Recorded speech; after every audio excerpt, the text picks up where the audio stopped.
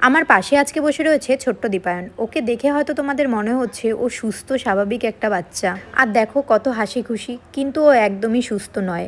ওর যে রোগটা হয়েছে সেটা চিকিৎসার জন্য লাগবে 27 কোটি টাকা। হ্যাঁ, তোমরা ঠিকই শুনেছো, 27 কোটি টাকা, যেটা জোগাড় করা একটা নিম্ন মধ্যবিত্ত ফ্যামিলির কাছে খুবই কষ্টকর। দীপায়নের বয়স এখন 7, যেই টাইমে ও খেলাধুলো করবে, দৌড়াদৌড়ি করবে, সেই টাইমে ও এখন ঘরের ভিতরে বসে থাকে। শুয়ে থাকলে নিজে নিজে বসতেও পারে না। ওর হয়েছে ডিএমডি, যেখানে ওর পায়ের কোনো সার নেই, মাজা থেকে পুরো পা পর্যন্ত ওর কোনো সারই নেই।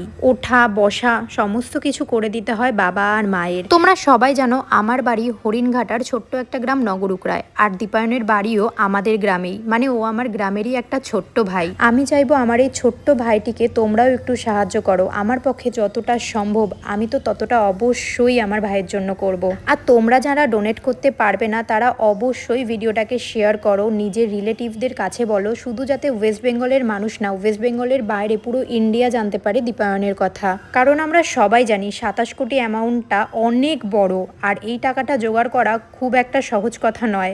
আমাদের মাজায় যে সিদ্ধারা থাকে, ওর মাজায় হাত দিলে সিদ্ধারার কোনো ফিলই পাওয়া যায় না, আর আস্তে আস্তে ও সামনের দিকে এগিয়ে যাচ্ছে। ডাক্তার বলেছে যত তাড়াতাড়ি টাকাটা জোগাড় হবে তত তাড়াতাড়ি ও সুস্থ হয়ে উঠবে। আর দেখো আমি খালি ওর মুখটা দেখছি, ওর যে এত বড় একটা রোগ হয়েছে, ও তাও আমাদের সাথে হেসে হেসে কথা বলে যাচ্ছে। ইভেন জানো তো, আমরা যখন গিয়েছিলাম ও আমাদের আসতেই দিতে চাইছিল না। তোমরা প্লিজ এসে দীপায়নের পাশে দাঁড়াও, আর আমার মতো যারা ভিডিও বানাও তাদেরকেও আমি অনুরোধ করব, যদি তোমরা পারো দীপায়নের পাশে এসে দাঁড়াও, দীপায়নের জন্য একটা ছোট্ট ভিডিও বানাও। তোমাদের যদি কোনো সমস্যা হয় দীপায়নের বাড়ি আসতে আমার সাথে যোগাযোগ করো। দীপায়ন কিন্তু পড়াশোনায় অনেক ভালো। প্রথম ওর সাথে যেদিন আমার দেখা হয় ও গিয়েছিল বৃত্তি পরীক্ষা দিতে। আমার ভিডিওতে যেই কিউআর কোডটা দেওয়া, এই কিউআর কোডটা স্ক্যান করলে কিন্তু তোমাদের কাছে এই নামটা আসবে, আর এখানেই কিন্তু তোমরা হেল্প করবে।